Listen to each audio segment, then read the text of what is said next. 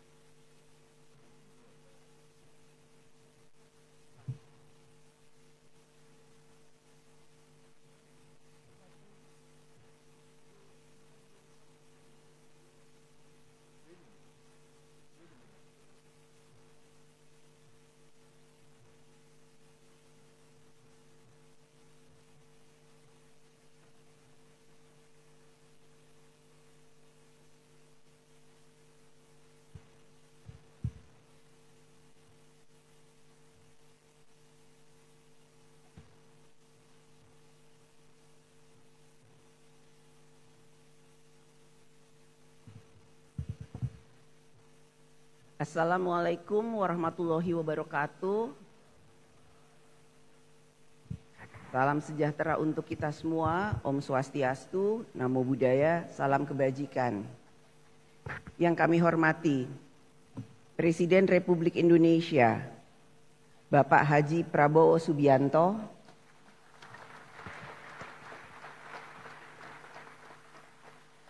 yang kami hormati Wakil Presiden Republik Indonesia Bapak Gibran Rakabuming Raka,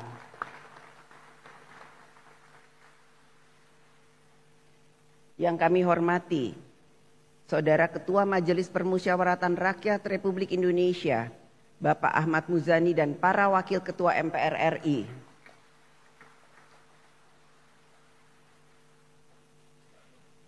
yang kami hormati Saudara Wakil Ketua dan Anggota DPR Republik Indonesia, yang kami hormati Saudara Ketua Dewan Perwakilan Daerah Republik Indonesia Bapak Sultan Bahtiar Najamuddin dan para Wakil Ketua serta seluruh anggota DPD RI, yang kami hormati Saudara Ketua Badan Pemeriksa Keuangan Republik Indonesia Ibu Dr. Insinyur Ismayatun CSFA, CFRA, dan Wakil Ketua BPK RI yang hadir. Yang kami hormati Saudara Ketua Mahkamah Agung Republik Indonesia Bapak Profesor Dr. Haji Sunarto SHMH dan Wakil Ketua Mahkamah Agung RI. Yang kami hormati Ketua Mahkamah Konstitusi Republik Indonesia Bapak Dr. Suhartoyo SHMH.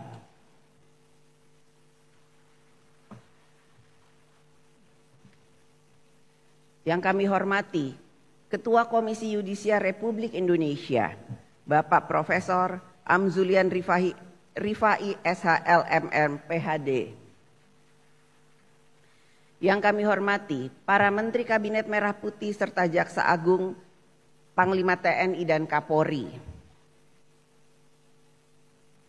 para ketua umum partai-partai politik, rekan-rekan pers dan para undangan yang berbahagia, serta seluruh rakyat Indonesia yang kami muliakan. Berdasarkan catatan Sekretariat Jenderal DPR RI, telah hadir sebanyak 473 orang anggota terdiri dari seluruh unsur fraksi DPR RI, maka quorum telah tercapai dan dengan mengucap Bismillahirrohmanirrohim, perkenankan kami selaku pimpinan Dewan membuka rapat paripurna DPR RI yang ke-1 masa persidangan pertama tahun sidang 2025-2026 hari Jumat tanggal 15 Agustus 2025 dan kami nyatakan dibuka dan terbuka untuk umum.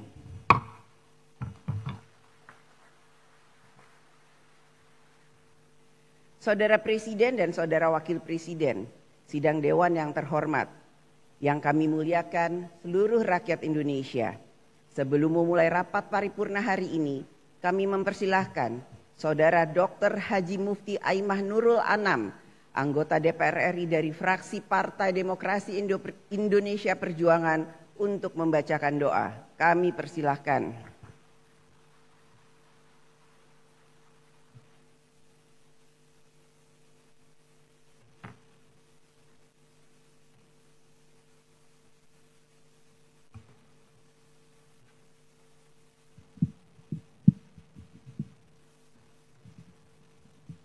Assalamualaikum warahmatullahi wabarakatuh.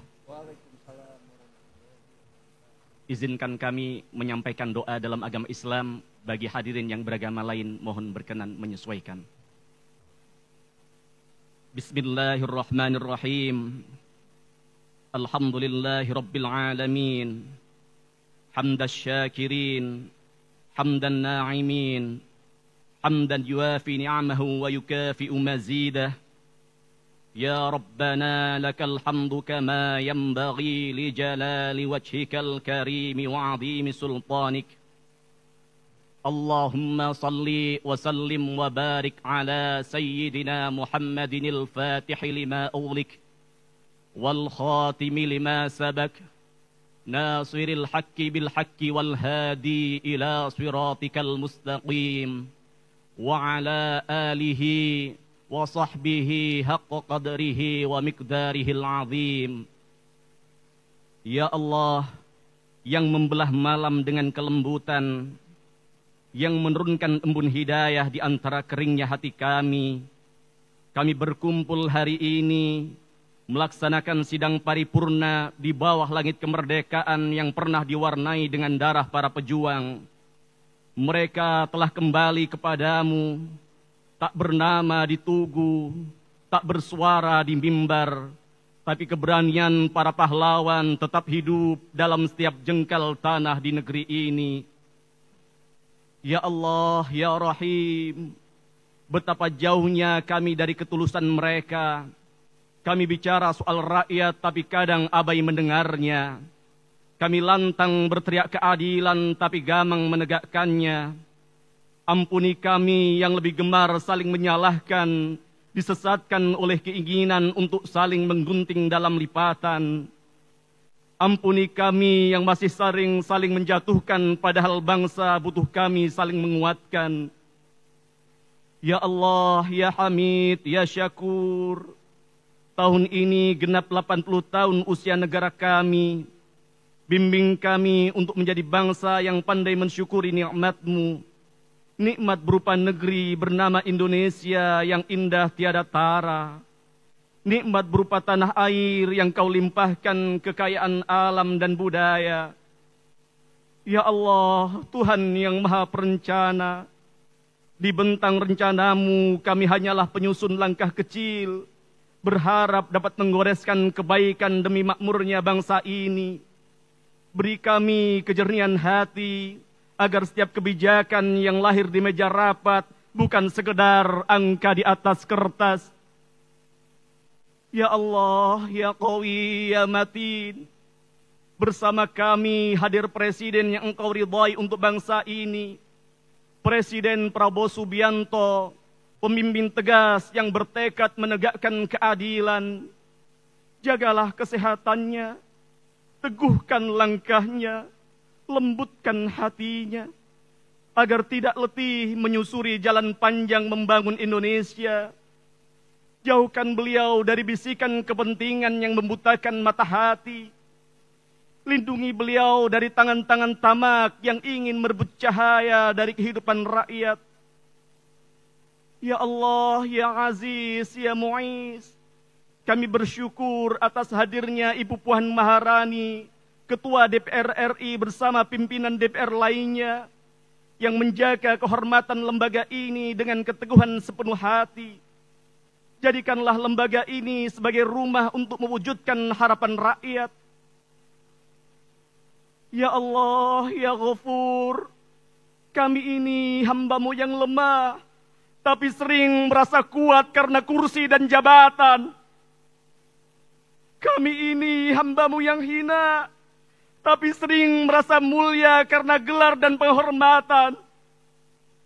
Ampuni kami atas keangkuhan yang tak pantas, padahal kami sungguh tak berdaya. Ya Allah, Ya Ra'uf, beri kami rasa malu di hadapan-Mu, sebelum Engkau mempermalukan kami di hadapan makhluk-Mu. Karena pada akhirnya, jabatan akan pergi, kekuasaan akan sirna, dan yang tersisa hanyalah amal yang akan menjawab, apakah kau sudah berlaku adil pada rakyat-Mu? Nastaghfirullahaladzim. Tegurlah kami jika kami lupa. Sadarkan kami saat kami terlena. Rabbana taqabbal du'aana wa illam taghfir lana wa tarhamna lanakunanna minal khasirin.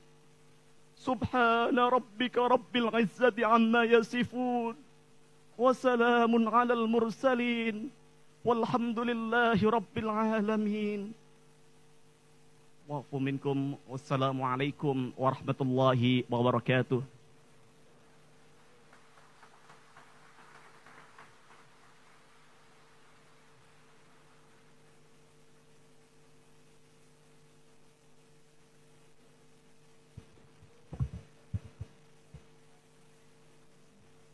Terima kasih saya sampaikan kepada Saudara Dr. Haji Mufti Aimah Nurul Anam yang telah menyampaikan doa. Semoga Allah Subhanahu wa Ta'ala, Tuhan yang Maha Esa, mengabulkan doa kita. Amin. Saudara Presiden dan Saudara Wakil Presiden, Sidang Dewan yang terhormat, yang kami muliakan seluruh rakyat Indonesia. Rapat paripurna DPR RI pada siang hari ini memiliki dua agenda, yaitu pertama, pidato Ketua DPR RI dalam rangka pembukaan masa persidangan pertama tahun sidang 2025-2026. Kedua, pidato kenegaraan Presiden Republik Indonesia dalam rangka penyampaian keterangan Presiden atas rancangan undang-undang tentang anggaran pendapatan dan belanja negara tahun anggaran 2026 beserta nota keuangan dan dokumen pendukungnya. Untuk itu, izinkan saya menyampaikan pidato pembukaan masa persidangan pertama tahun sidang 2025-2026 dari atas podium.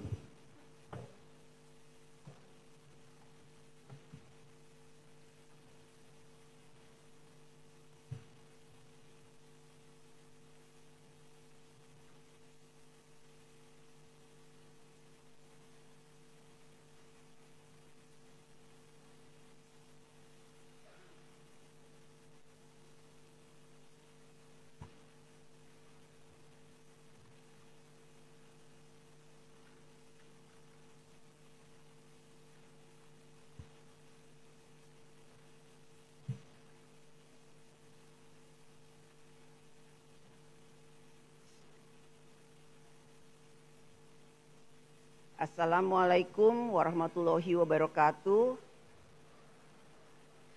Salam damai sejahtera untuk kita semua. Om Swastiastu, Namo Buddhaya, salam kebajikan.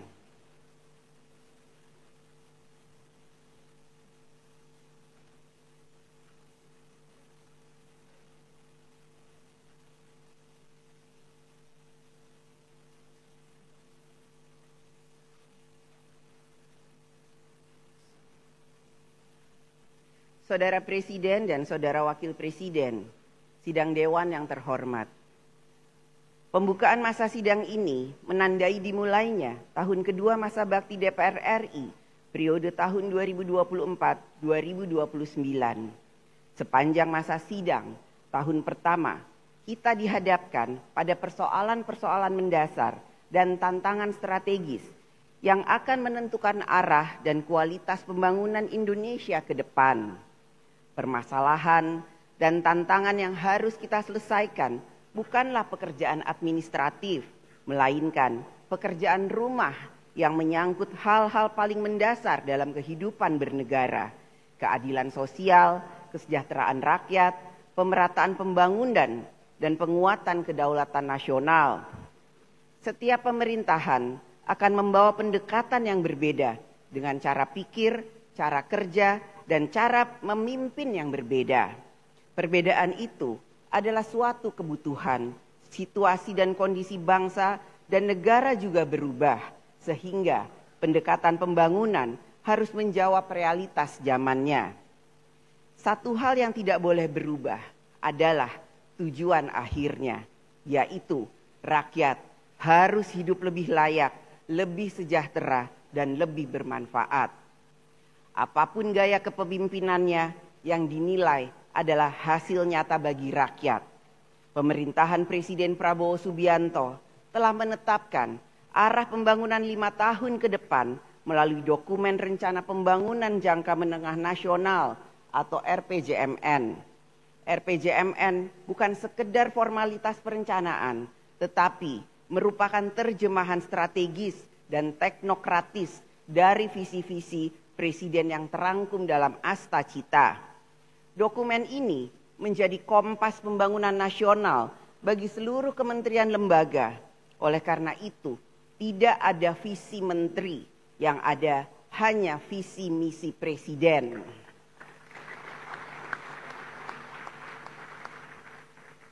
Pembangunan bukanlah proses yang instan. Tidak semua hasil pembangunan dapat dirasakan seketika. Pembangunan membutuhkan waktu, konsistensi, dan kesinambungan kebijakan. Kebijakan yang hanya berorientasi pada kepentingan sesaat, sebesar apapun tampaknya hari ini baik, akan tetapi dapat berisiko menjadi beban negara di masa depan.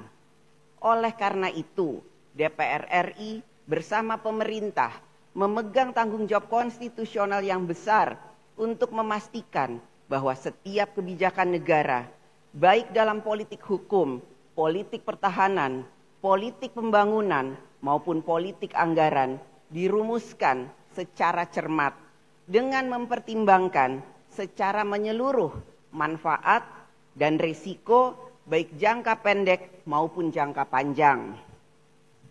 Setiap kebijakan harus berorientasi sepenuhnya pada kepentingan rakyat, bukan semata pada kepentingan sektoral atau kepentingan jangka pendek.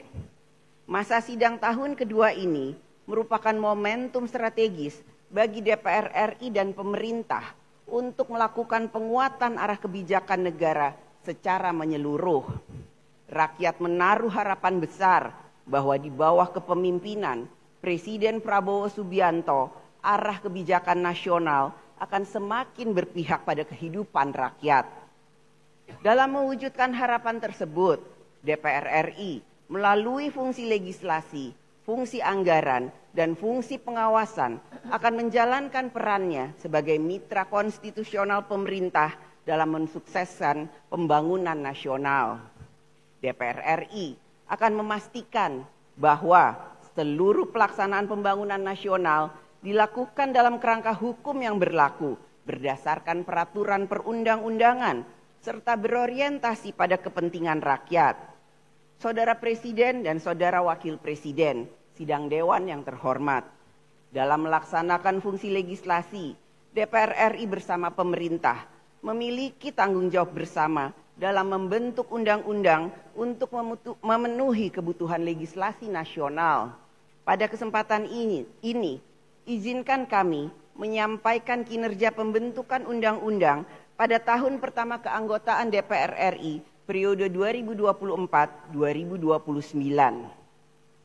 Hingga saat ini, DPR RI bersama dengan pemerintah telah menyelesaikan pembahasan 14 rancangan undang-undang, yaitu Komisi 1, 1 undang-undang.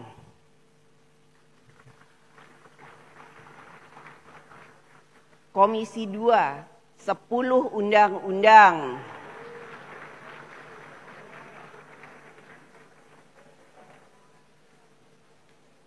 Komisi 6, 1 undang-undang. Badan Legislasi, 2 undang-undang. Sedangkan komisi yang lain masih dalam tahapan pembentukan dan pembahasan rancangan undang-undang. Pada masa persidangan ini, DPR RI bersama pemerintah dan DPD RI akan memfokuskan pembahasan terhadap 11 rancangan undang-undang yang masih berada pada tahap pembicaraan tingkat 1. DPR RI akan selalu memprioritaskan pembentukan undang-undang yang berkualitas sehingga lebih mengejar kinerja kualitas daripada kuantitas. Dalam pembentukan undang-undang, DPR RI dan pemerintah sering berada dalam posisi di tengah-tengah berbagai subjek hukum yang memiliki kepentingan yang berbeda-beda. Seperti antara majikan dan pekerja, pengusaha dan konsumen, aparatur dan rakyat, penyedia jasa dan pengguna, serta berbagai relasi sosial lainnya. Seperti menjadi wasit di tengah pertandingan olahraga, semua pihak merasa benar. Dan kalau ada peluit dibunyikan, yang protes juga pasti banyak. Belum lagi pengamat-pengamat yang memberi komentar pro dan kontra. Tapi begitulah demokrasi, ramai, penuh aspirasi, dan harus sabar mendengar sebelum mengetuk palu. Tanggung jawab utama pembentuk undang-undang adalah bersikap adil dan bijaksana dalam merumuskan norma hukum yang mengatur hubungan-hubungan tersebut. Konstitusi menghendaki agar hukum dapat menjadi instrumen keadilan bagi seluruh warga negara. Untuk itulah, dalam setiap proses pembentukan undang-undang, partisipasi masyarakat yang bermakna atau meaningful participation merupakan syarat yang sangat penting. Partisipasi ini adalah wujud kedaulatan rakyat.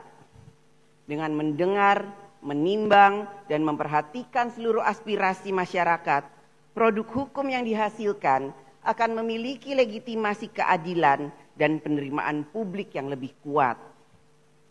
Saudara Presiden dan Saudara Wakil Presiden, sidang Dewan yang terhormat, fungsi pengawasan DPR RI diarahkan untuk meningkatkan kinerja pemerintah dalam menangani urusan rakyat dan dalam menjalankan undang-undang. DPR RI memberikan perhatian yang besar terkait permasalahan yang menjadi perhatian rakyat, yaitu antara lain: 1. Penanganan dan penyelesaian masalah pemblokiran rekening dorman oleh PPATK. 2. Rencana penertiban kawasan dan tanah terlantar oleh negara. 3. Pelaksanaan program sekolah rakyat. 4. Evaluasi pelaksanaan program makan bergizi gratis. 5. Tata kelola pemberian tunjangan jabatan fungsional tertentu di kementerian lembaga dan di daerah. 6. Rencana perubahan pola penyaluran bantuan sosial dari seumur hidup menjadi 5 tahun. 7. Perlindungan data pribadi warga negara Indonesia sebagai bagian kesepakatan tarif dagang. 8. Pelaksanaan putusan MK tentang pendidikan gratis SD dan SMP. 9. Sinergi pemerintah pusat dan pemerintah daerah dalam pelaksanaan program strategis nasional. 10. Pelaksanaan royalti hak cipta lagu. Dan tentu saja masih banyak persoalan rakyat yang disampaikan langsung kepada DPR RI, baik melalui aspirasi daerah pemilihan, pengaduan publik, maupun forum-forum resmi yang disediakan oleh DPR. Harapan rakyat jelas agar setiap masalah yang mereka hadapi mendapat perhatian dan dapat segera terselesaikan melalui kebijakan negara yang responsif. Sepanjang 1 tahun terakhir, DPR RI telah menerima laporan dan pengaduan masyarakat yang jumlahnya mencapai 5.642 laporan. Kalau dibagi rata-rata per hari, terdapat 15 sampai 16 laporan pengaduan masyarakat yang dimohonkan untuk dapat dibantu penyelesaiannya. Setiap laporan tersebut telah ditindaklanjuti melalui fungsi pengawasan DPR RI dengan rekomendasi-rekomendasi untuk ditindaklanjuti oleh pemerintah secara cepat dan tepat. Tindak lanjut rekomendasi tersebut bukan sekedar kewajiban administratif, melainkan bagian dari komitmen konstitusional dalam hubungan kemitraan kekuasaan yang sejajar antara lembaga legislatif dan eksekutif. Pada kesempatan yang baik ini, kami sampaikan kepada Bapak Presiden bahwa DPR RI melalui alat kelengkapan Dewan, komisi-komisi, dan badan-badan yang ada menjalankan tugas pengawasan secara konstitusional, objektif, kritis, dan bertanggung jawab.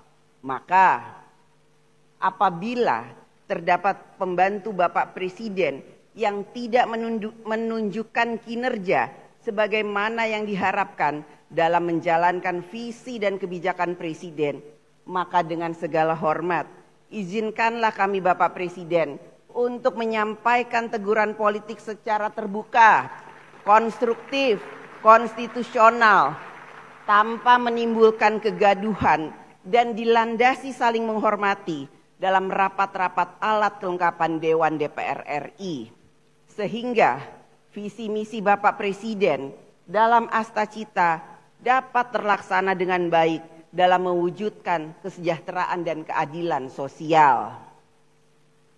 Hal itu menjadi bagian dari mekanisme check and balances yang sehat dalam demokrasi, serta pertanggungan jawaban kami DPR RI kepada rakyat. Fungsi pengawasan DPR RI itu bukan semata rutinitas, melainkan bagian dari komitmen konstitusional. Karena kalau tidak diawasi, bisa-bisa lupa arah. Kalau tidak diingatkan, bisa-bisa jalan sendiri. Bahkan kadang sudah diingatkan pun masih butuh ditepuk pundaknya agar selalu mawas diri, selalu berada di koridor jalan kebijakan Presiden dan mensukseskan pelaksanaan visi misi Bapak Presiden dalam membangun bangsa dan negara.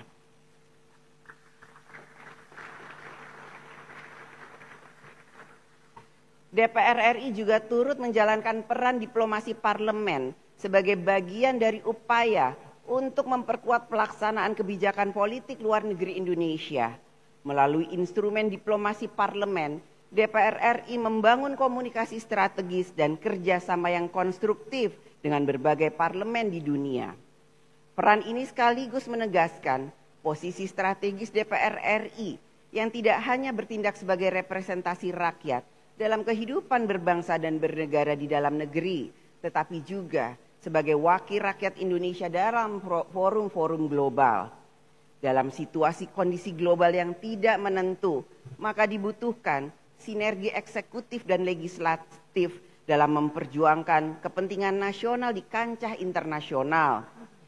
Peran diplomasi DPR RI juga memperjuangkan dan selalu memperjuangkan kemerdekaan Palestina dalam forum-forum internasional.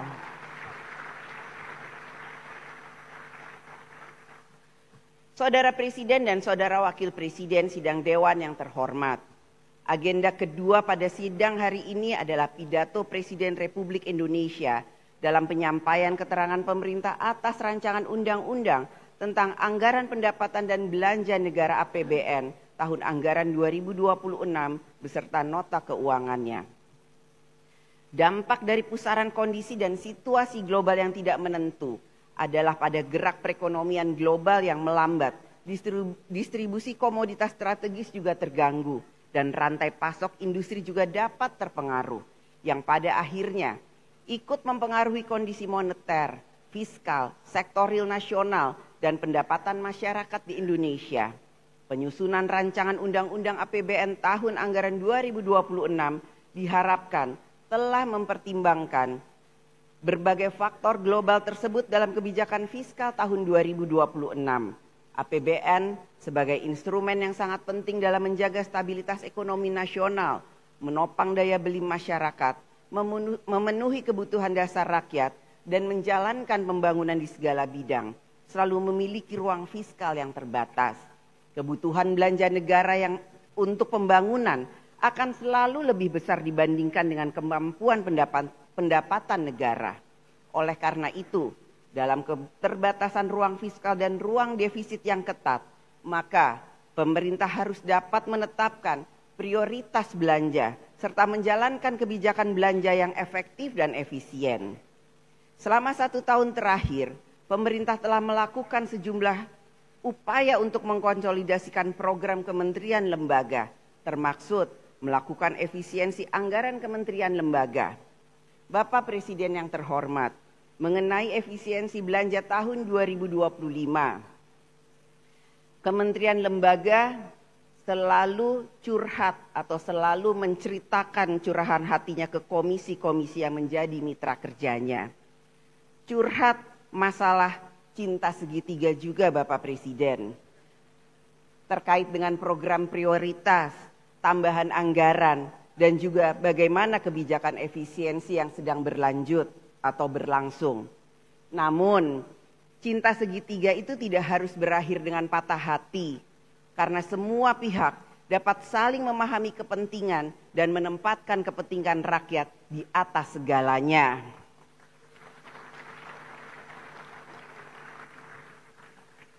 Upaya pemerintah menjalankan efisiensi sejalan dengan amanat Undang-Undang Keuangan Negara yang mengharuskan APBN dikelola secara efektif, efisien, tertib, transparan, memenuhi rasa keadilan dan rasa kepatutan. Pada masa sidang sebelumnya, DPR RI bersama pemerintah telah melakukan pembahasan dan menyepakati kebijakan ekonomi makro dan pokok-pokok kebijakan fiskal KEM-PPK FAPBN tahun anggaran 2026. Kesepakatan-kesepakatan tersebut yang akan menjadi dasar dari nota keuangan dan rancangan Undang-Undang APBN 2026 yang akan disampaikan oleh Bapak Presiden Prabowo Subianto. Di balik setiap pos anggaran APBN tersembunyi harapan jutaan rakyat. Apakah anak mereka bisa terus sekolah? Apakah rakyat bisa berobat? Apakah ada lapangan kerja? Bagaimana nasib petani, nelayan, buruh, dan lain sebagainya. Penyusunan dan pembahasan APBN bukanlah urusan teknis belaka, tetapi soal keadilan dan keberpihakan. Menjadi harapan seluruh rakyat Indonesia bahwa RAPBN tahun 2026 yang akan disampaikan oleh Bapak Presiden Prabowo Subianto hari ini dapat semakin memudahkan hidup rakyat. Begitu juga harapan dari seluruh provinsi dan kabupaten kota agar APBN tahun anggaran 2026 dapat ikut memperkuat pembangunan di daerah. Pidato Bapak Presiden hari ini yang memuat nota keuangan dan rancangan Undang-Undang APBN tahun anggaran 2026 kiranya akan dapat menjadi sumber semangat dan optimisme nasional bahwa di tengah situasi global yang penuh ketidakpastian, Indonesia memiliki arah yang jelas, memiliki harapan yang cerah, semangat gotong royong, dan memiliki tekad untuk selalu maju bersama-sama untuk Indonesia.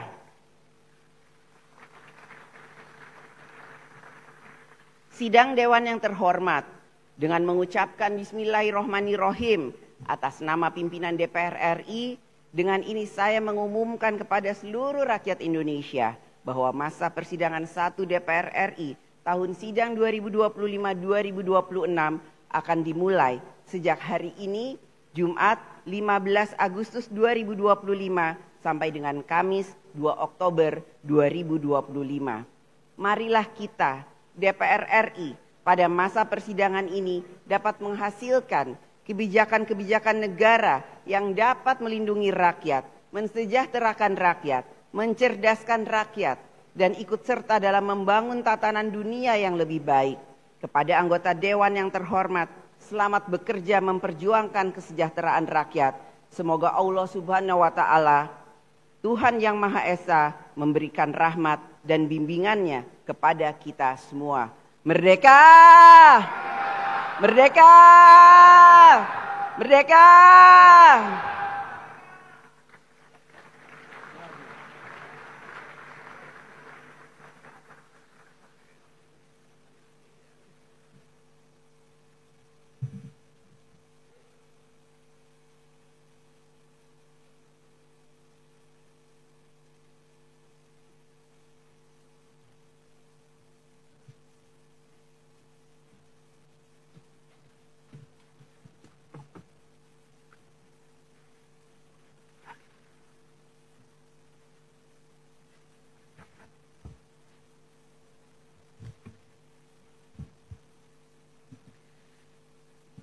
Saudara Presiden dan Saudara Wakil Presiden Sidang Dewan yang terhormat, yang kami muliakan seluruh rakyat Indonesia. Demikian pidato pembukaan masa persidangan pertama tahun sidang 2025-2026. Selanjutnya, marilah kita dengarkan pidato kenegaraan Presiden Republik Indonesia dalam rangka penyampaian keterangan Presiden atas rancangan undang-undang tentang anggaran pendapatan dan belanja negara tahun anggaran 2026 beserta nota keuangan dan dokumen pendukungnya. Kepada Saudara Presiden kami persilahkan.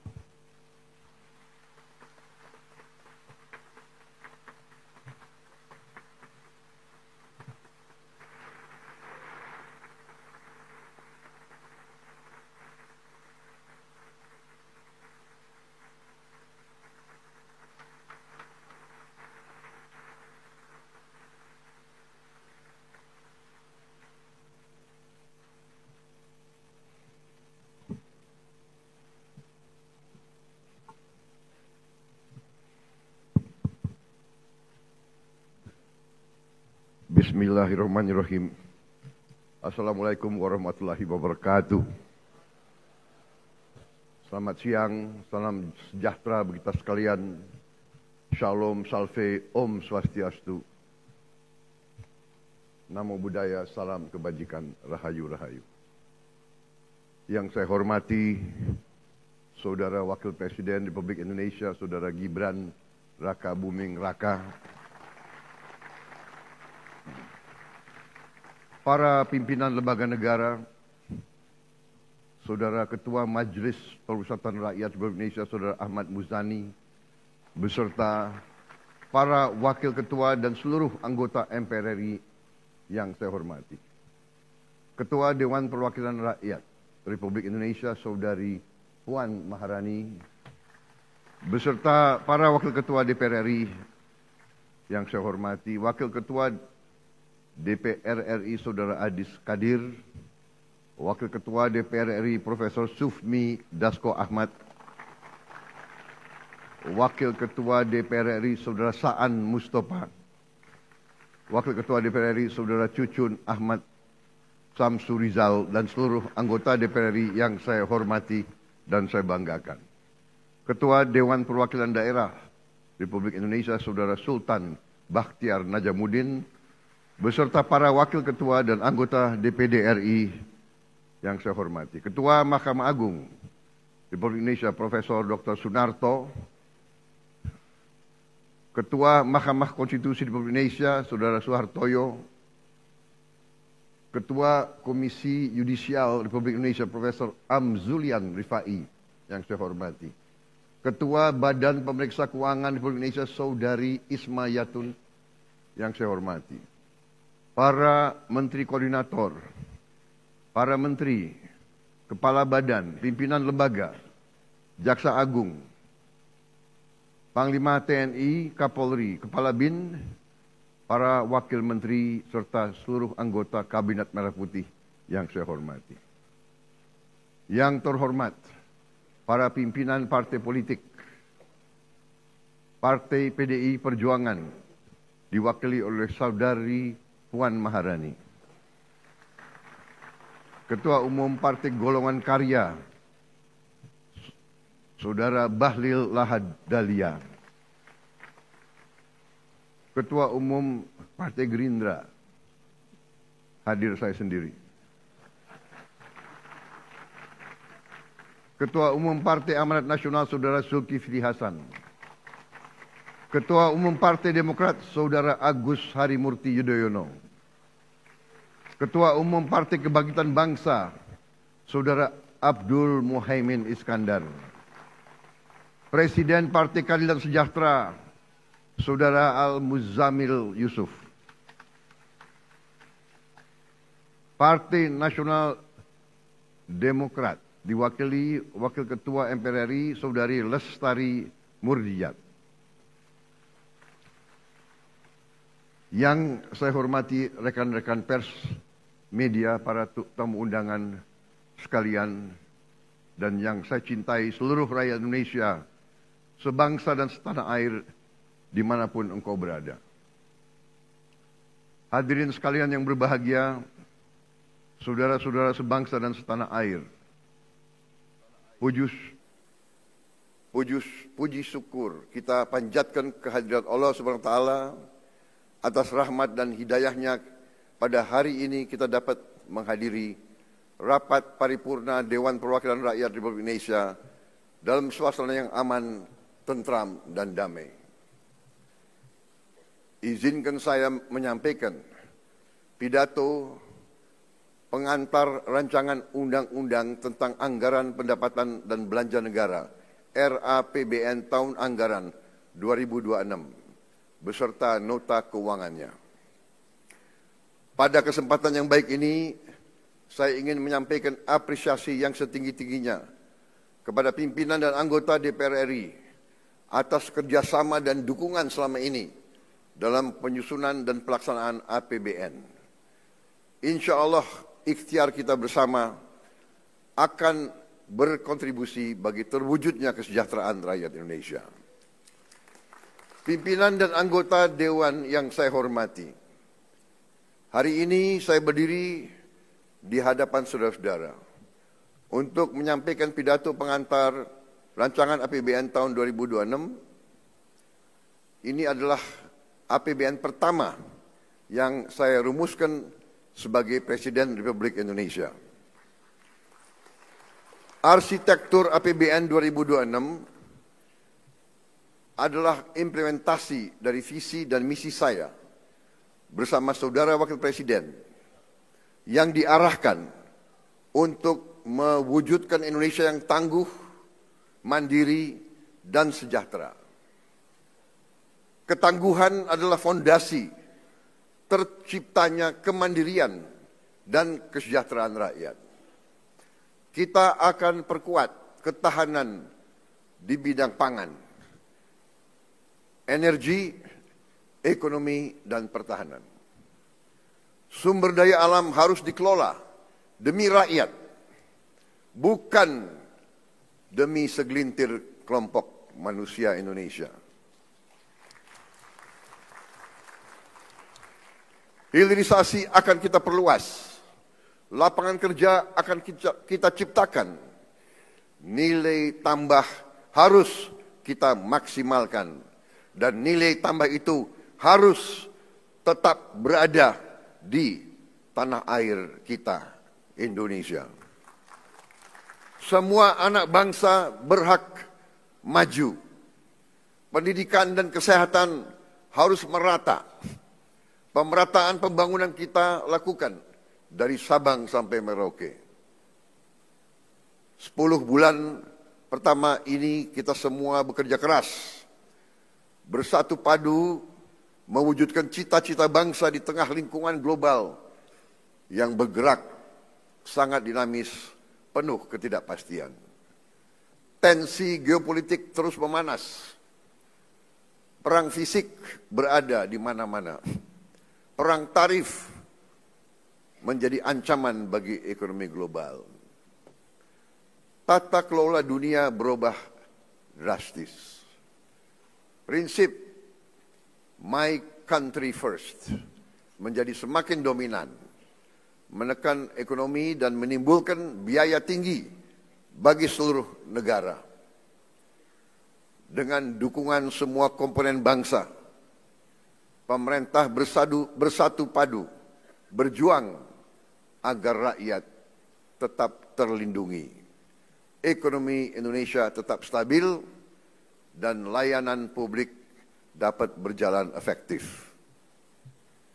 Hasilnya dapat kita rasakan sekarang. Ekonomi triwulan kedua 2025 tumbuh 5,12% year on year, membaik dari triwulan pertama 4,87%. Lebih dari setengahnya adalah kontribusi dari aktivitas konsumsi masyarakat yang meningkat 4,97%. Ekspor kita tumbuh kuat 10,67%.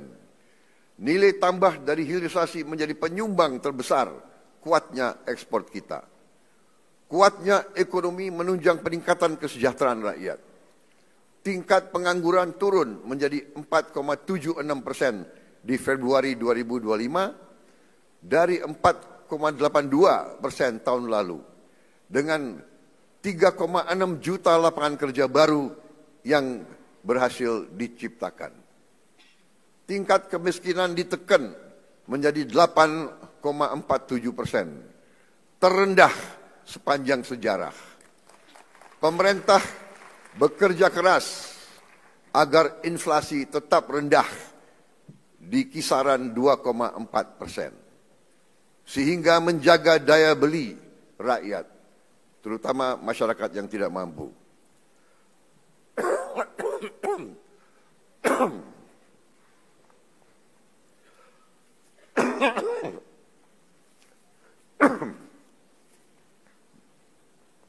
Maaf, tadi pagi agak semangat pidato saya.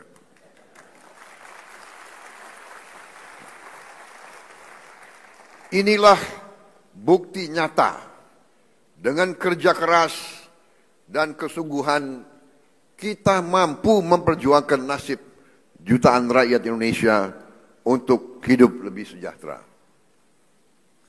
Optimisme dan kepercayaan investor terhadap kinerja dan prospek perekonomian Indonesia tinggi. Realisasi investasi paruh pertama 2025 mencapai target APBN. Dan pasar saham kita pun menunjukkan perkembangan menggembirakan di tengah situasi global yang sangat tidak pasti. Berbagai program unggulan kita sudah dirasakan rakyat. Makan bergizi gratis hari ini telah mencapai 20 juta penerima manfaat. Cek kesehatan gratis sudah mencapai lebih dari 17 juta penerima manfaat. Revitalisasi sekolah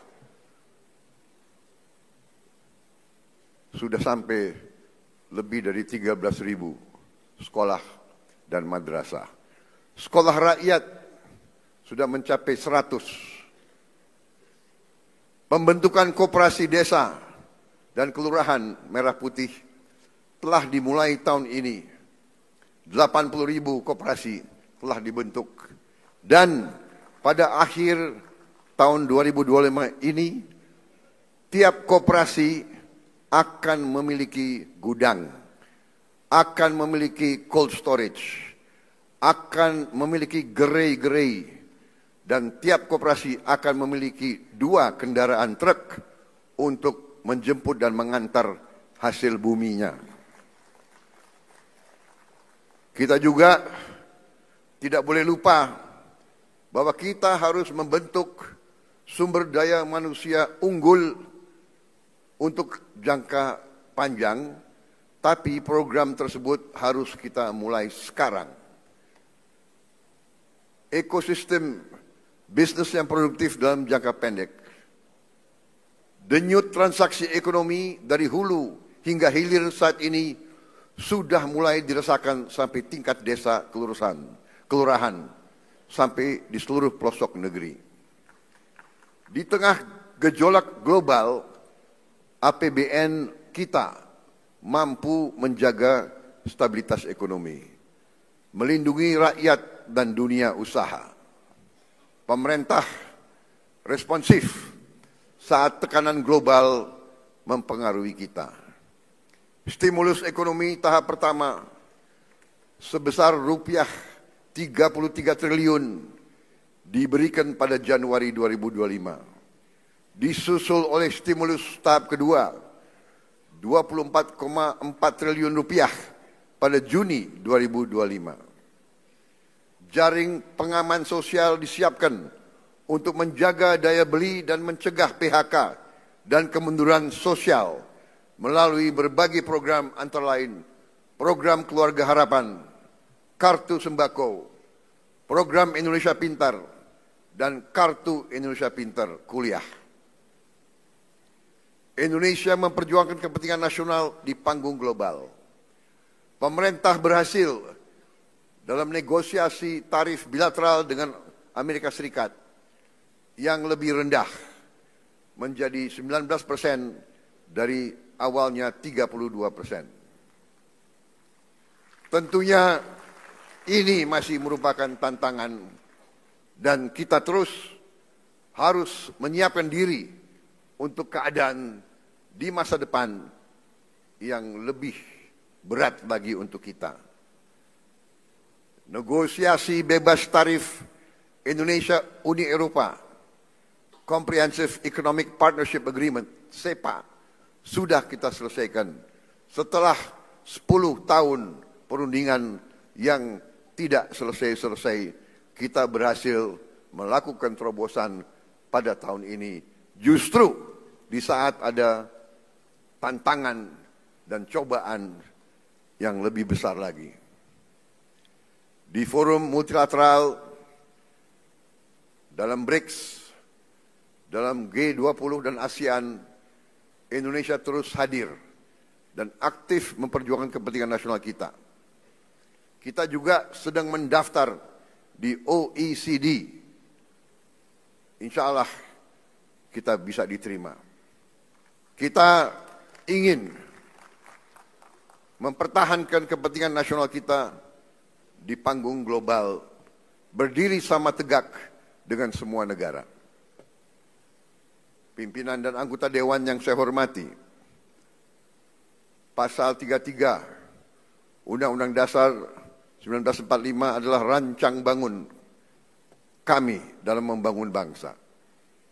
Rancang bangun kita, kekayaan negara, dan cabang produksi yang penting harus dikuasai oleh negara untuk sebesar-besarnya kemakmuran rakyat. Artinya, negara harus hadir, melindungi mereka yang tidak mampu, menciptakan rasa aman bagi semua.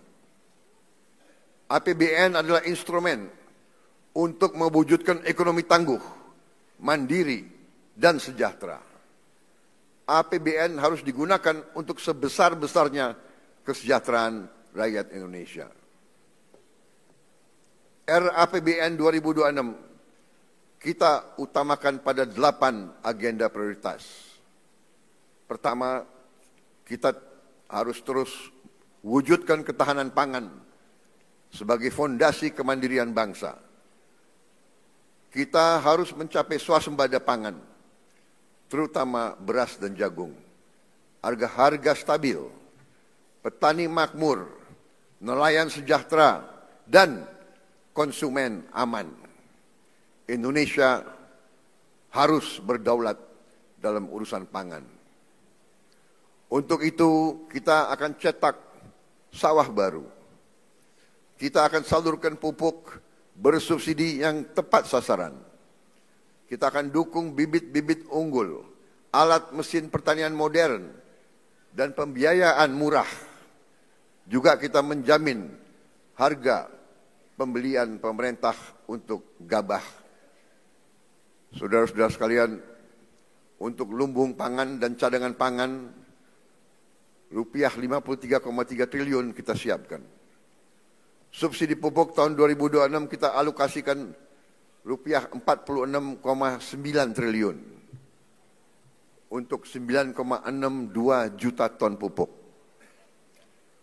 Bulog kita perkuat sebagai penyangga stok pangan pelindung petani, dan penjaga daya beli masyarakat. Hadirnya pemerintah sudah nyata dirasakan sejak awal 2025. Pemerintah memangkas 145 regulasi penyaluran pupuk yang rumit. 145 peraturan kita pangkas. Hasilnya produksi beras meningkat. Stok beras di gudang pemerintah berada di atas 4 juta ton. Harga stabil, petani semakin sejahtera. Ke depan akan kita lanjutkan cerita sukses ini. RAPBN 2026 akan alokasi 22,7 triliun rupiah untuk Bulog melakukan tugasnya. Secara keseluruhan rupiah 164,4 triliun akan kita alokasikan di tahun 2026 untuk penguatan ketahanan pangan nasional. Kedua, kita perkuat ketahanan energi untuk kedaulatan bangsa. Produksi minyak dan gas kita tingkatkan. Harga energi kita jaga. Dan transisi menuju energi bersih kita percepat. Subsidi energi harus adil, tepat sasaran. Bukan lagi dinikmati oleh mereka yang mampu. Energi baru terbarukan adalah masa depan. Kita harus genjot pembangunan pembangkit dari surya, dari hidro, dari panas bumi, dan dari bioenergi. Indonesia harus menjadi pelopor energi bersih dunia. Kita harus capai 100% pembangkitan listrik dari energi baru dan terbarukan dalam waktu 10 tahun atau lebih cepat. Saya yakin hal ini bisa dicapai. Dari target dunia 2060, kita bisa mencapainya jauh lebih cepat. Dan rakyat kita, dari kota hingga desa, harus menikmati energi yang terjangkau dan berkelanjutan. Berbagai dukungan APBN untuk penguatan ketahanan energi ditempuh melalui subsidi energi, insentif perpajakan, pengembangan EBT, serta penyediaan listrik desa. Secara keseluruhan di tahun 2006, dukungan fiskal pemerintah yaitu rupiah 402,4 triliun untuk ketahanan energi. Ketiga, kita bangun generasi unggul, anak-anak kita, melalui makan bergizi gratis. Generasi unggul lahir dari tubuh yang sehat, dengan gizi terpenuhi. Kita hilangkan stunting dalam waktu yang secepat-cepatnya. Program makan bergizi gratis telah dilaksanakan di seluruh provinsi dan terus dibangun agar menjangkau seluruh pelosok negeri. MBG kita targetkan mampu menjangkau 82,9 juta siswa, ibu hamil dan balita akan menerima manfaat asupan gizi optimal melalui satuan pelayanan pemenuhan gizi yang dibangun di seluruh pelosok negeri. Ke depan, program ini akan efektif memberi manfaat lebih luas dan optimal bagi masyarakat. MBG meningkatkan kualitas gizi anak-anak kita, kualitas SDM masa depan Indonesia, dan juga memberdayakan UMKM dan ekonomi lokal yang akan tumbuh semakin kuat, menciptakan ratusan ribu lapangan kerja baru, dan memberdayakan jutaan petani, nelayan, peternak, dan pelaku-pelaku UMKM. alokasi anggaran untuk MBG tahun 2026 kita alokasikan sebesar 335 triliun rupiah. Keempat, kita wujudkan pendidikan bermutu. Pendidikan adalah senjata paling ampuh untuk mencetak SDM unggul yang berdaya saing global. Pendidikan adalah instrumen untuk memberantas kemiskinan. Pemerintah berkomitmen memenuhi anggaran pendidikan 20%, yaitu sekitar 757,8 triliun untuk tahun 2026. Terbesar sepanjang sejarah NKRI. Tapi kita harus waspada. Anggaran pendidikan harus tepat sasaran. Kita tingkatkan kualitas guru, perkuat pendidikan vokasi, selaraskan kurikulum dengan kebutuhan dunia kerja. Pemerintah menyiapkan beasiswa bagi siswa dan mahasiswa dengan program Indonesia Pinter untuk 21,1 juta siswa. KIP kuliah untuk 1,2 juta mahasiswa. Dan peningkatan kualitas fasilitas sekolah kampus dialokasikan sebesar 150,1 triliun. Untuk gaji guru, penguatan kompetensi dan kesejahteraan guru, serta dosen dialokasikan sebesar rupiah 178,7 triliun. Tunjangan profesi guru non-PNS dan tunjangan profesi guru ASN daerah disiapkan secara memadai. Sekolah rakyat dan sekolah unggul Garuda dan sekolah unggul Garuda Transformasi kita perkuat sebagai jembatan pembangkit harapan bagi anak-anak miskin untuk meraih pendidikan terbaik. Kita dorong LPDP untuk menyediakan beasiswa lebih masif lagi di berbagai universitas terbaik dunia. Tahun 2026 LPDP ditargetkan dapat memberi beasiswa sebanyak 4.000 mahasiswa. Semua untuk mewujudkan generasi cerdas, inovatif, produktif yang siap bersaing di panggung global. Kita harus mengejar ketertinggalan kita di bidang sains, teknologi, engineering, dan mathematics. Kelima, kita hadirkan kesehatan berkualitas yang adil dan merata. Pelayanan kesehatan adalah hak setiap warga negara. Anggaran kesehatan kita pusatkan memperkuat efektivitas dan memperluas akses layanan asuransi kesehatan dengan program jaminan kesehatan nasional.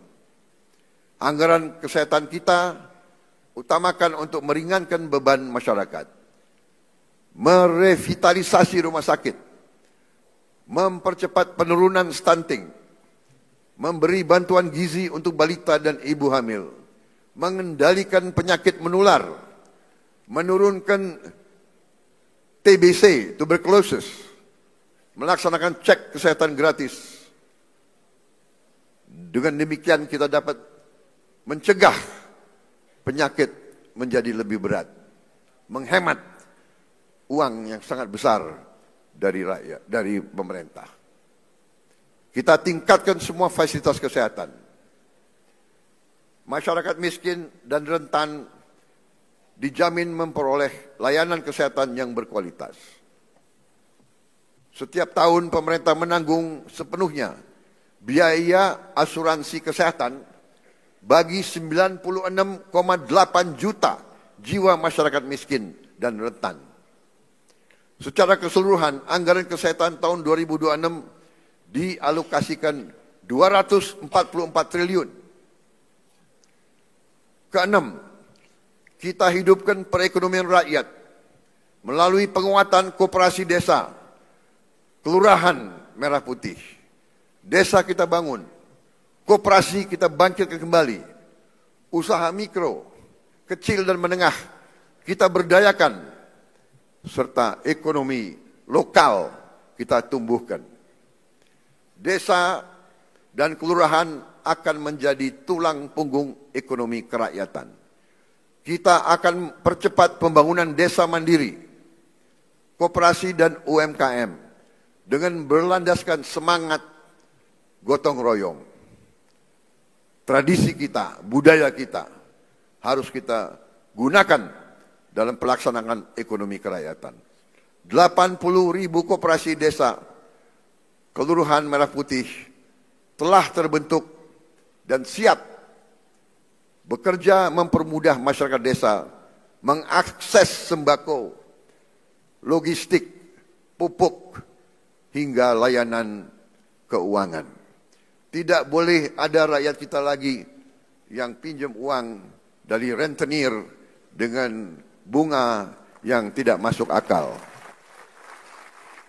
Lintah darah akan kita hilangkan dari bumi Indonesia. Pemerintah telah menyiapkan pendanaan murah melalui Bank Himbara agar koperasi desa Kelurahan Merah Putih dapat memperoleh akses pembiayaan dengan bunga yang rendah. Ini adalah pendekatan baru yang akan menghidupkan ekonomi lokal di pedesaan, memotong rantai distribusi logistik yang rumit, menciptakan lapangan kerja baru, dan menghapus kemiskinan, sekaligus memperkuat ketahanan pangan di desa. Perekonomian daerah akan berdenyut kencang dan kemandirian daerah akan semakin memperkokoh persatuan dan kemandirian bangsa. Ketujuh, kita akan perkuat pertahanan rakyat semesta untuk menjaga kedaulatan bangsa kita. Dunia global penuh ketidakpastian.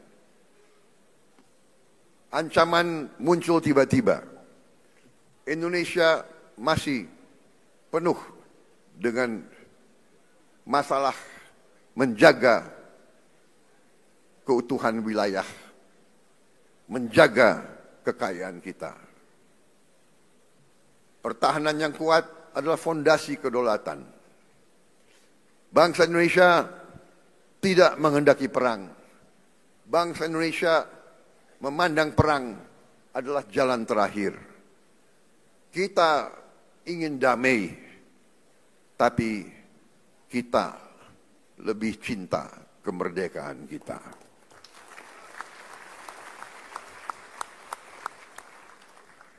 Kita ingin damai, tapi kita mengerti sejarah manusia, mengajarkan kepada kita bahwa mereka yang tidak punya pertahanan yang kuat biasanya dilindas oleh bangsa-bangsa yang lebih kuat. Biasanya kekayaannya diambil, dirampok, dan itulah yang terjadi ratusan tahun kepada bumi Nusantara kita ini. Kita tidak mau lagi menjadi sapi perahan bangsa-bangsa lain. Saudara-saudara sekalian, riset dari Universitas Oxford menceritakan kepada kita bahwa mereka, Belanda yang memegang dan menduduki Indonesia, selama mereka duduki Indonesia, Nusantara, GDP per kapita mereka tertinggi di dunia.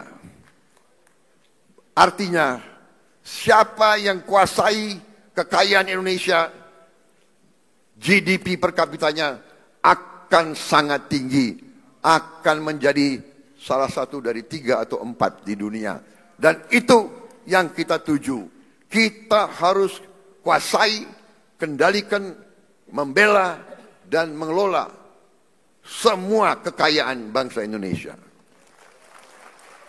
Untuk itu, kita harus modernisasi alat utama sistem pertahanan. Memperkuat komponen cadangan kita. Kita berdayakan industri strategis nasional serta kesejahteraan para prajurit patriot bangsa. Alhamdulillah, Yang Maha Kuasa telah memberi karunia kepada kita. Kita memiliki mineral-mineral yang disebut tanah jarang, rare earth. Kita memiliki semua rare earth yang ada di dunia kita miliki. Dan rare earth ini vital untuk kehidupan teknologi tinggi, untuk kehidupan modern, dan juga untuk pertahanan modern. Saudara-saudara sekalian, kita harus menciptakan sumber daya manusia yang unggul agar semua sumber daya alam kita bisa kita manfaatkan secepat-cepatnya. Kedelapan, kita percepat investasi dan perdagangan global. APBN sebagai katalis. Peran Danantara Indonesia dan swasta harus semakin diperkuat sebagai motor penggerak ekonomi. Melalui Danantara Indonesia kita perkuat investasi produktif dan mewujudkan Indonesia lebih kuat dalam rantai pasok dunia.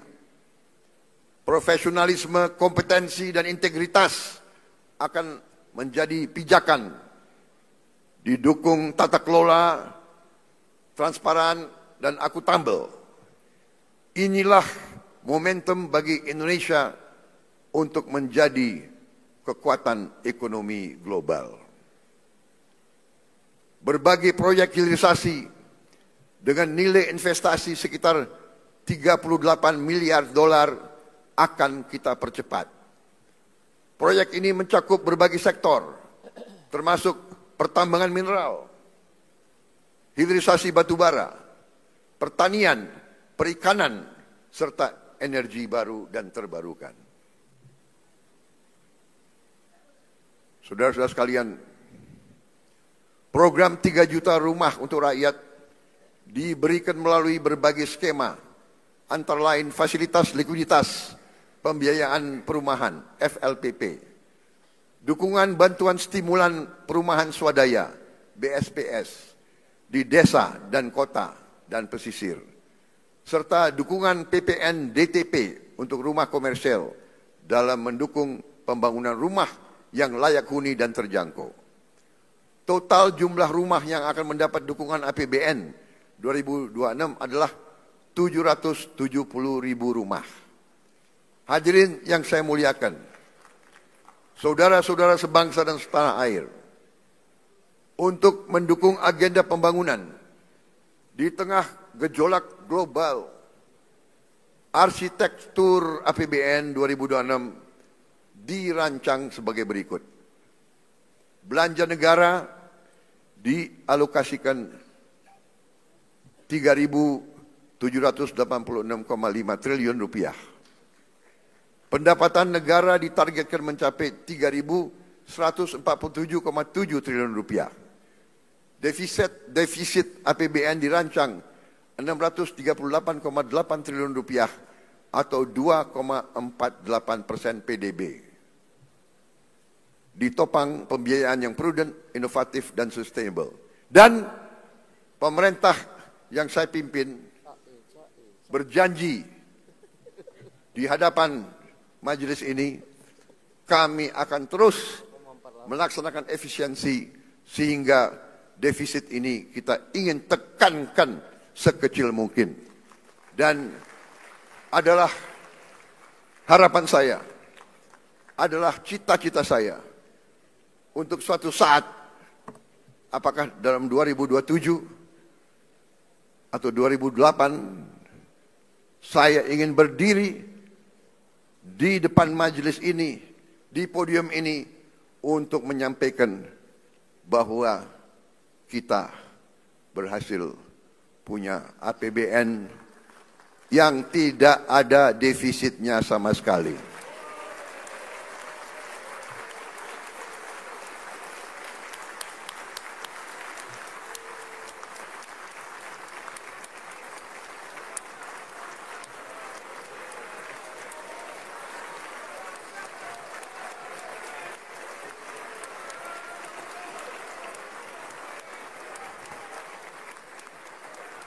Kita harus berani. Kita harus berani dan kita harus bertekad menghilangkan kebocoran, menekan segala bentuk kebocoran, dan untuk itu saya minta dukungan seluruh kekuatan politik yang ada di Indonesia.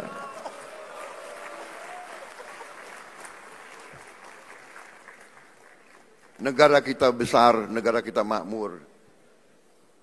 Kalau kita atur dengan baik, semuanya akan merasakan, semuanya akan menikmati. Kita akan mengembangkan pembiayaan kreatif dan inovatif yang lebih masif, sehingga tidak hanya mengandalkan APBN. APBN didesain tetap fleksibel, agar adaptif dan responsif untuk meredam guncangan. Untuk itu, APBN harus terus dijaga tetap sehat dan kredibel melalui optimalisasi pendapatan, penguatan kualitas belanja, serta inovasi pembiayaan. Optimalisasi pendapatan negara harus dilakukan secara konsisten. Pajak adalah instrumen untuk keadilan, untuk redistribusi pendapatan. Yang kaya bayar pajak, yang tidak mampu dibantu. Penerimaan perpajakan akan terus ditingkatkan dengan tetap melindungi iklim investasi dan keberlanjutan dunia usaha. Insentif fiskal tetap diberikan secara terarah dan terukur untuk mendukung aktivitas ekonomi strategis. Pengelolaan SDA akan kita perkuat untuk digunakan sebesar-besarnya untuk kemakmuran rakyat. Setiap aset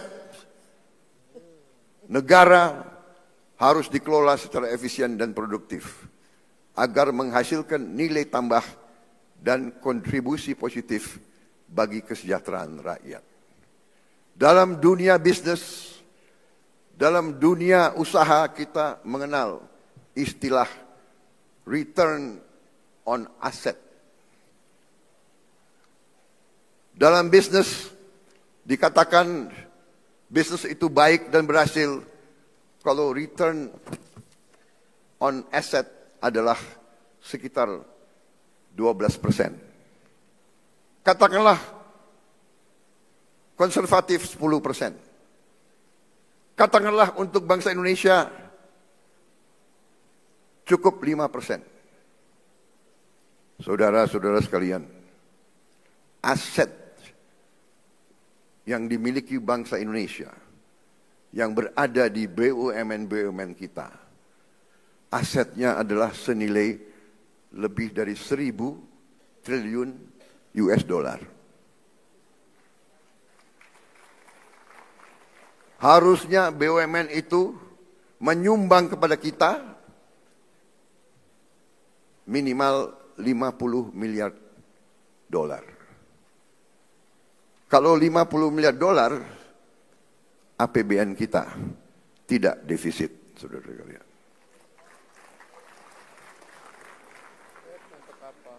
Karena itu,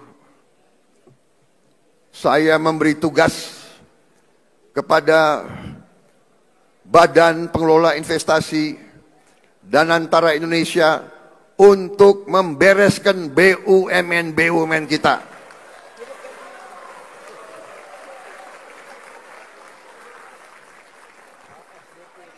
Tadinya pengelolaannya secara tidak masuk akal. Perusahaan rugi, komisarisnya banyak banget. Saya potong setengah komisaris, paling banyak 6 orang, kalau bisa cukup 4 atau 5. Dan saya hilangkan tantiem.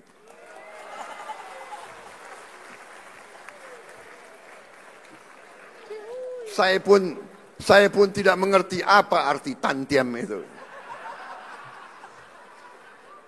Itu akal-akalan mereka saja. Dia memilih istilah asing supaya kita tidak mengerti apa itu tantiem. Saudara-saudara, Masa ada komisaris yang rapat sebulan sekali, tantiemnya 40 miliar setahun.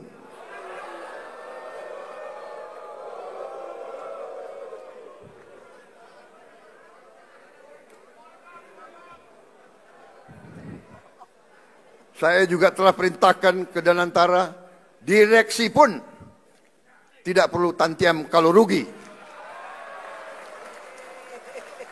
Dan untungnya harus untung benar, jangan untung akal-akalan.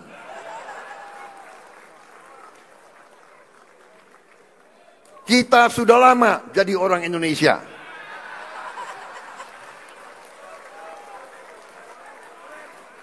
Dan kalau direksi itu, kalau komisaris itu keberatan, segera berhenti, saudara-saudara sekalian.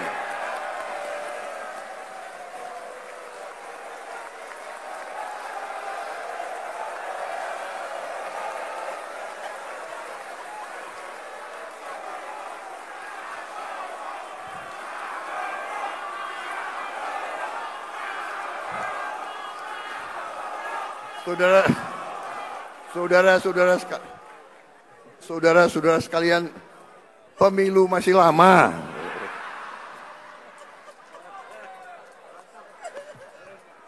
Ini kayak rapat di kecamatan aja ini. Tapi ini serius, tidak masuk akal, ya. Jadi direksi dan komisaris kalau keberatan, tidak bersedia, tidak menerima tantiem, berhenti. Banyak anak-anak muda yang mampu, yang siap menggantikan mereka.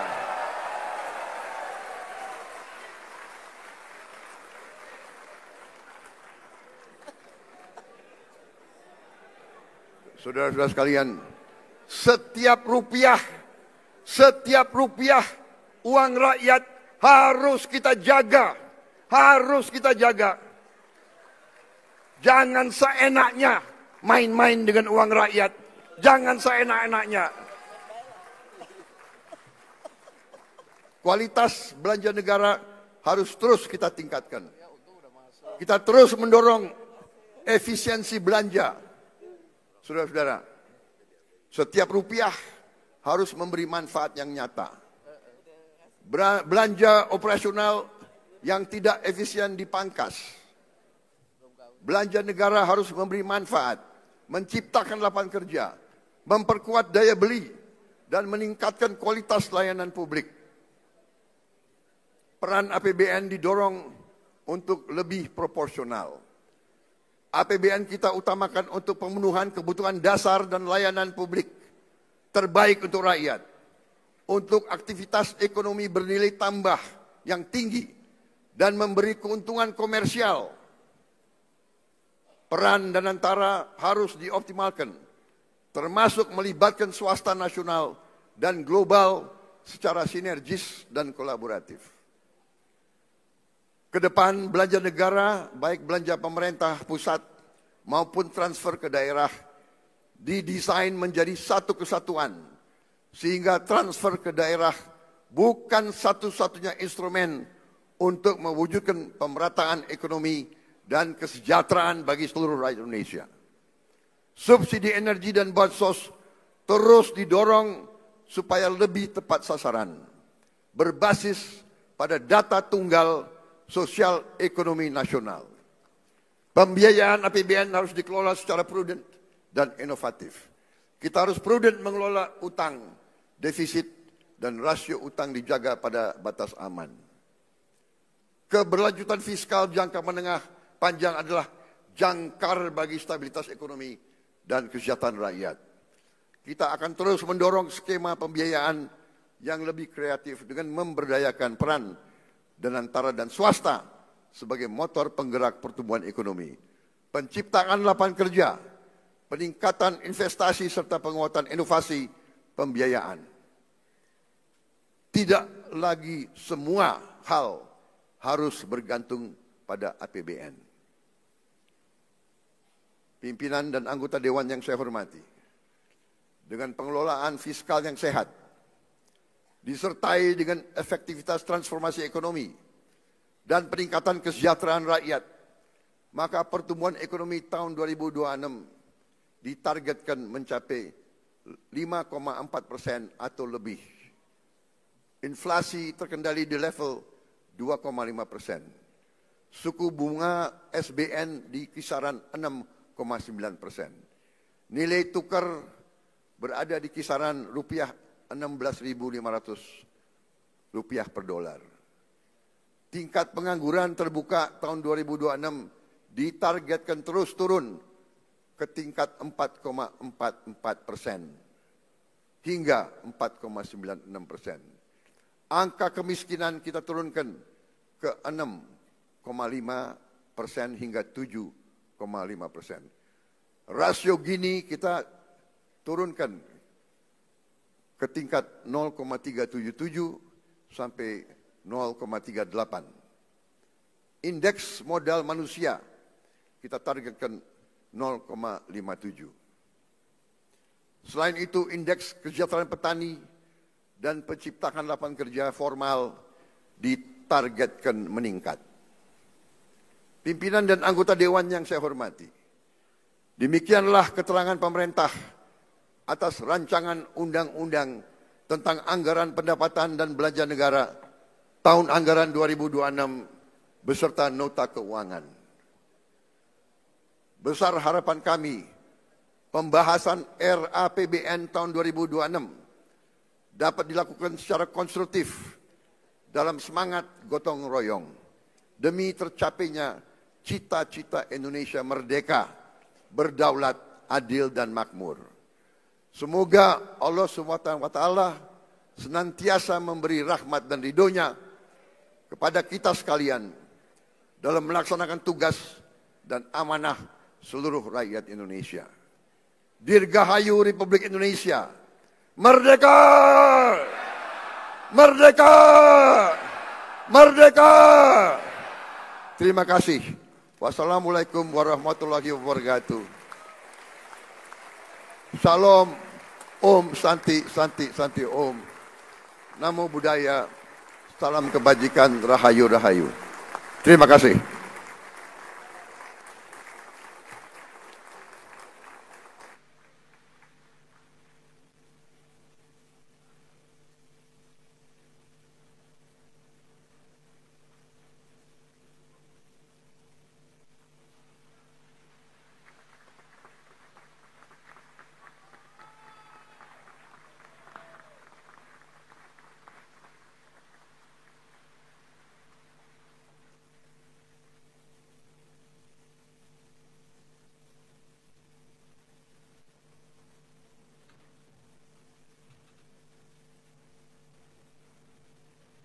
Persiapan penyampaian rancangan undang-undang tentang APBN tahun anggaran 2026 beserta nota keuangan dan dokumen pendukungnya dari Presiden Republik Indonesia kepada Ketua DPR RI.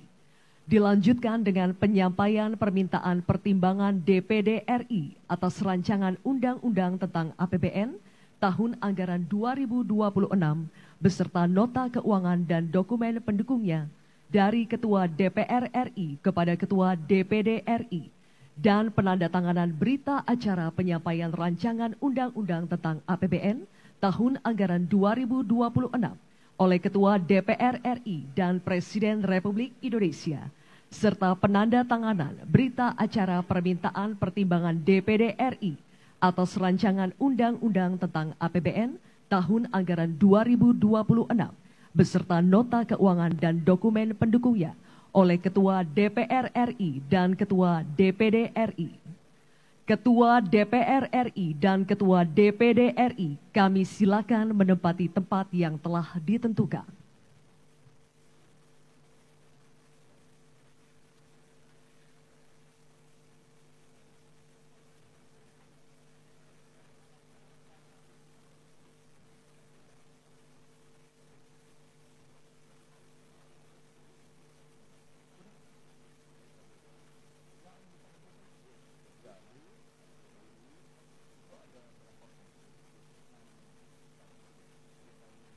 Mohon berkenan Presiden Republik Indonesia untuk menuju tempat yang telah ditentukan. Penyampaian Rancangan Undang-Undang tentang APBN tahun anggaran 2026 beserta nota keuangan dan dokumen pendukungnya dari Presiden Republik Indonesia kepada Ketua DPR RI.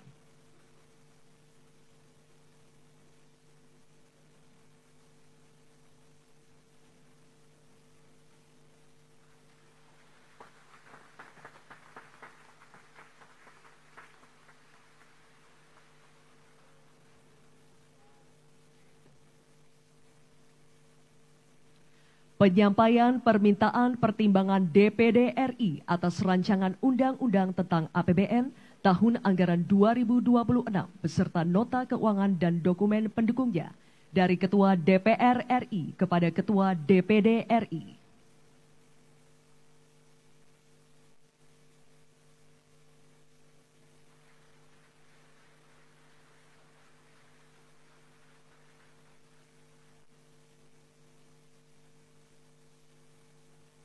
Dilanjutkan penandatanganan berita acara penyampaian rancangan undang-undang tentang APBN tahun anggaran 2026 beserta nota keuangan dan dokumen pendukungnya oleh Ketua DPR RI dan Presiden Republik Indonesia. Mohon berkenan kepada Ketua DPR RI untuk menandatangani.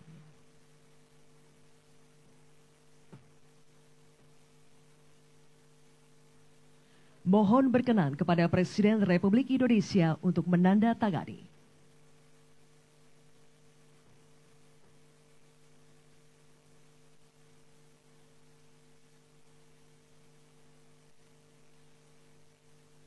Penandatanganan selanjutnya, berita acara permintaan pertimbangan DPD RI atas rancangan undang-undang tentang APBN tahun anggaran 2026 beserta nota keuangan dan dokumen pendukungnya oleh Ketua DPR RI dan Ketua DPD RI.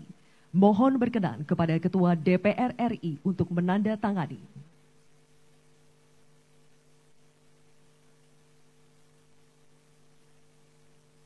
Mohon berkenan kepada Ketua DPD RI untuk menandatangani.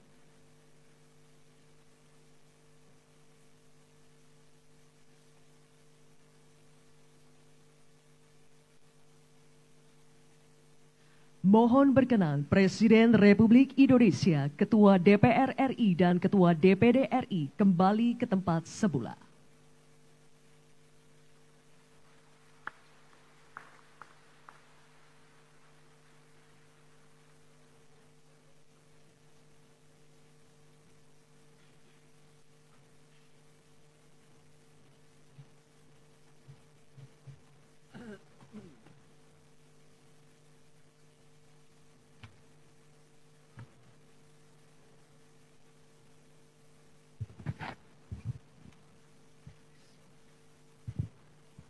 Saudara Presiden dan Saudara Wakil Presiden Sidang Dewan yang terhormat, yang kami muliakan seluruh rakyat Indonesia.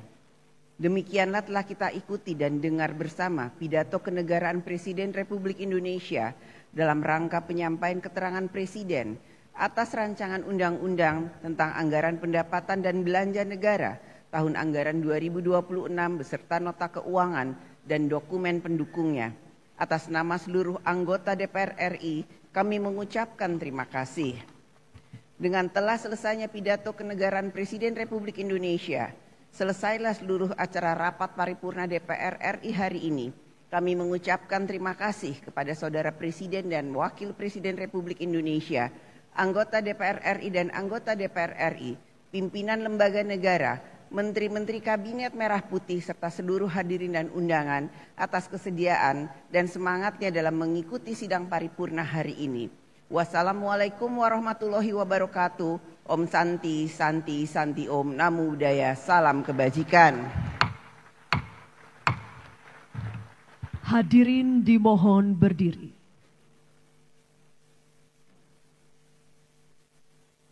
Lagu Kebangsaan Indonesia Raya.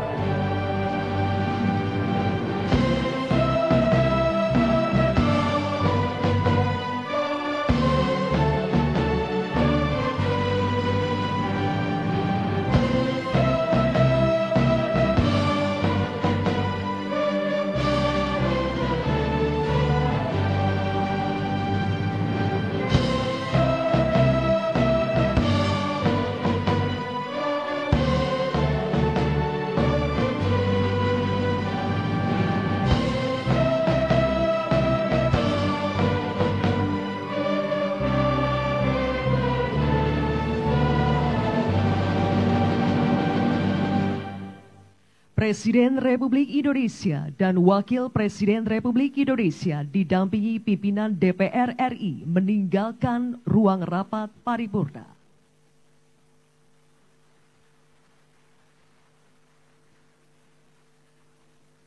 Undangan yang kami banggakan. Selanjutnya kita akan dihibur kembali persembahan. Pemirsa, rangkaian sidang paripurna, rapat paripurna ke-1 DPR RI, masa persidangan 1 tahun sidang 2025-2026 telah selesai. Tampak di layar kaca Presiden Prabowo bersama Wakil Presiden serta pimpinan DPR RI saling bersalaman dan bersiap untuk meninggalkan ruang paripurna. Kembali Presiden bersalam-salaman atau menyapa para anggota DPR RI yang hadir di ruang paripurna ini. Dapat kami sampaikan pemirsa, dalam pidato pembukaan masa sidang, Ketua DPR Puan Maharani mengingatkan kembali, tidak ada visi menteri, yang ada hanya visi presiden.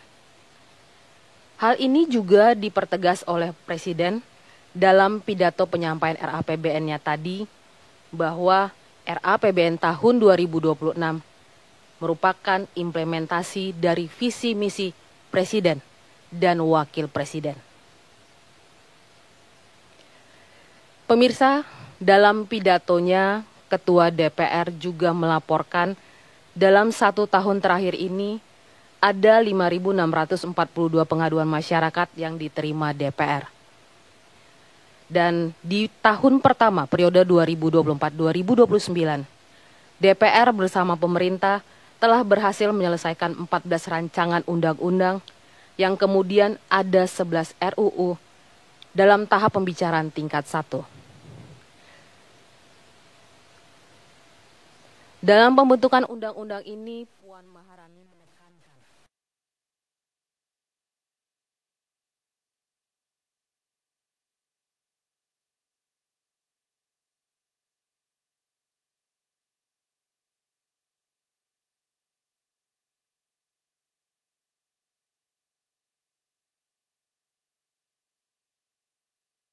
Prabowo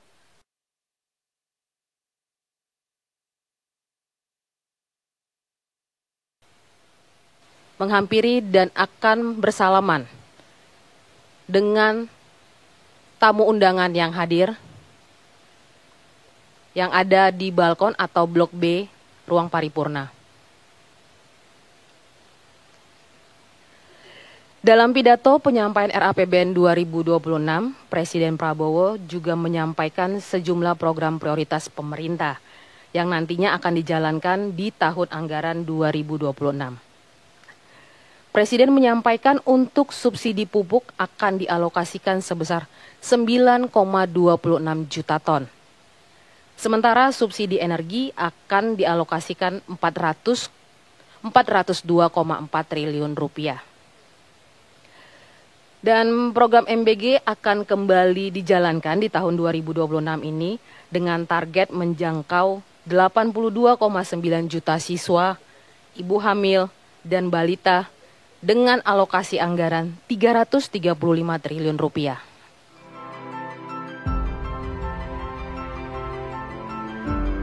Karunia yang diberikan oleh Yang Maha Kuasa kepada kita sungguh sangat besar dan sungguh sangat beragam. Namun tengah segala karunia tersebut, kita pun harus berani untuk menjadi bangsa yang berani, bangsa yang tidak takut tantangan, bangsa yang tidak takut rintangan, bangsa yang tidak takut ancaman.